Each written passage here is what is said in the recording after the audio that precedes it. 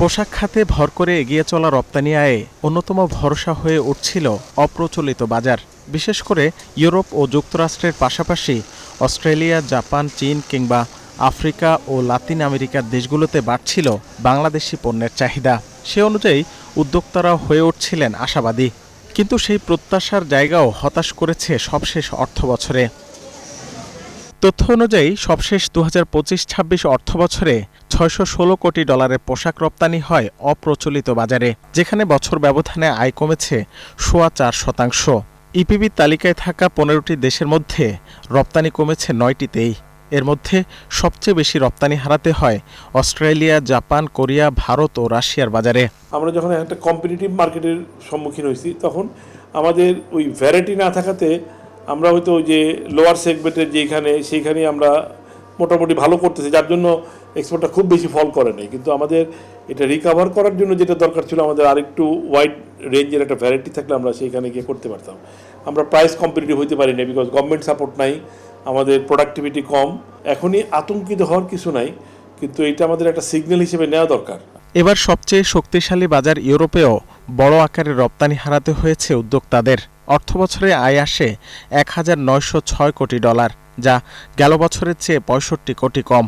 ইইউভুক্ত 27টি দেশের মধ্যে রপ্তানি কমেছে 15টিতেই। এর মধ্যে সবচেয়ে বেশি রপ্তানি হারাতে হয় ইতালি, ফ্রান্স, জার্মানি ও ডেনমার্কের বাজারে। এক্সটার্নাল কান্ট্রিগুলোর যে ইন্টারনাল ফ্যাক্টরসগুলো, সেগুলোর কারণে অনেক ক্ষেত্রে সেই সমস্ত দেশের যারা ক্রেতা আছেন, যারা তৈরি পোশাক কেনেন, তাদের ক্রয় ক্ষমতার উপরেও এটা ডিপেন্ড করে।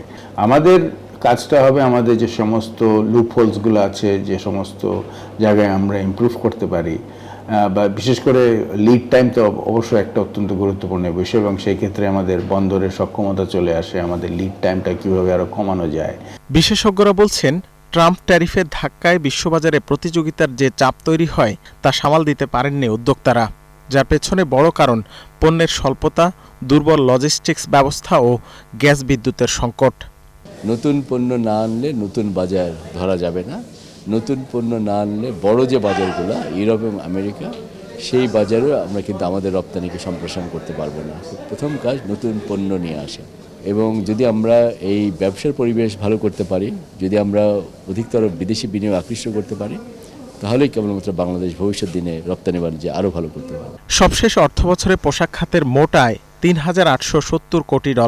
এর মধ্যে অপ্রচলিত বাজার থেকে আসে 16% কম। হিস্যা কমেছে ইউরোপের বাজারেও। রাকিব হোসেন, 71, ঢাকা।